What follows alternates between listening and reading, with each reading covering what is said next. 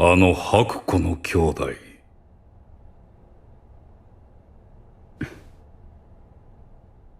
妹はアトラと言ったな。 All right, my friends. So, happy Friday.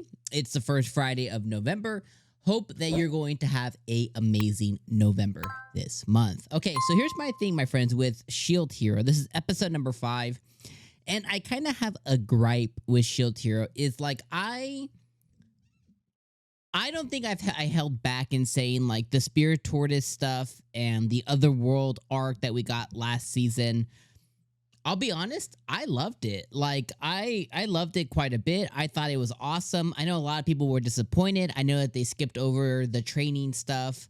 And you know, like Alicia or whatever it was. And I know there was some stuff that people wanted to see from that come to fruition that just didn't happen. But for me, I really loved it. Now, when we move to this arc that we're in right now with Motoyasu and getting the other cardinal heroes together, and Rin at the end of this episode suddenly wearing a mask, obviously brooding, and you know, a big chip on his shoulder, and being just an immature dumbass. Like, I don't think it's out of character.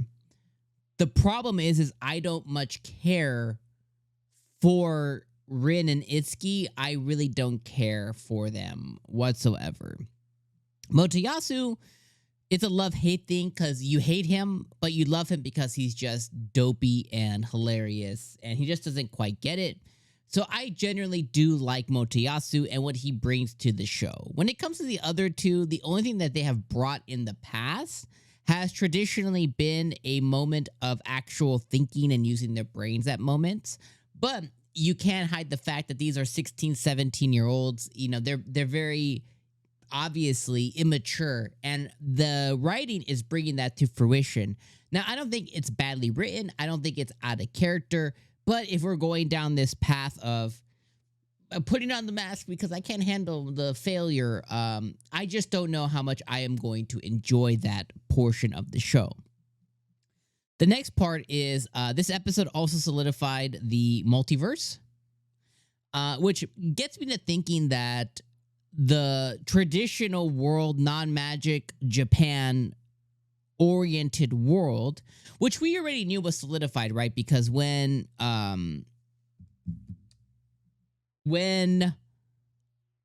our shield hero was when Naofumi, Jesus Christ, sorry, brain fart. When Naofumi was initially summoned along with Ren and Itsuki and Motoyasu, we confirmed that they're from different versions of Japan. So we've confirmed the multiverse before. But one of the things that really didn't click with me until this episode is there's a chance that one of them, including Naofumi, could travel to his world once again, the same way he traveled to the other world of the other heroes. Like Japan, his Japan, Motoyasu's Japan, Ren, Itsuki's Japan could just be out there in the multiverse. And it never really clicked with me before that there's a world where they could travel to their world with everything that they've accomplished, powers, and the whole shebang from the world that they're in. There's a storyline where he can legitly bring Raftalia and Philo and whoever else he wants with him to his world. Will he do that? I don't know. But that exists now that we have all this slew of characters who are doing this multidimensional travel, right? First, it was the other heroes, and there was an alternate world, but now we solidify that there's multiple worlds out there, and it's a reality that Earth 1, Earth 2, Earth 4 are just another version of Earth out there, and that's really, really cool to think of. So I do enjoy that. My one gripe this episode, though, was Naofumi not asking enough questions. The girl with the scissors, the Joker girl, obviously is a prior hero or something from another world There's people who look to destroy. Obviously, they're interdimensionally traveling. She killed them this episode, but she didn't. They look like they're just like VR versions of themselves, like digitized versions of themselves. So he's just not asking enough questions. Like, how did you get to this world? Why do you sound like a robot? I'm sure how she sounds to us, he sounds to them. You know, he knows that there's some gamified things going on in this world based on his curse and the way that he has like a HUD. So it's like he's just not asking enough questions. Like, how did you achieve traveling? Since your world was destroyed, where did you go?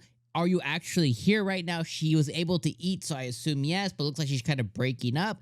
He's just not asking enough questions, kind of taking things at face value, but not poking and prodding enough as he should be.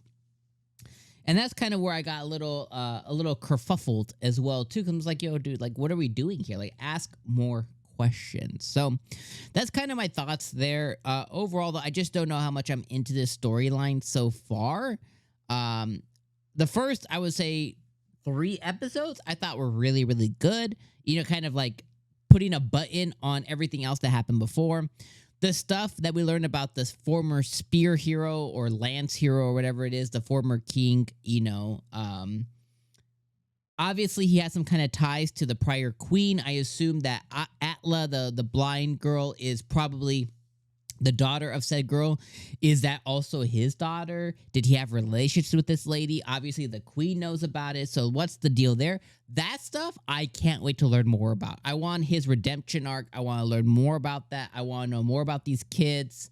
I want to know more about all that. It's the other hero stuff and multiverse world stuff that I'm like, I'm not as invested in. Like, I think we can kind of remove some of that and just have more in-world stuff. And I feel like I would enjoy it more. So I guess I'm hesitantly optimistic. So anyways, those are my thoughts there. Let me know your guys' thoughts in the comments below. As always, I appreciate you guys being here for another week of Shield Hero. I'll see you guys next week for episode number 6. Have a great weekend, my friends, or whenever you're watching this. Peace out.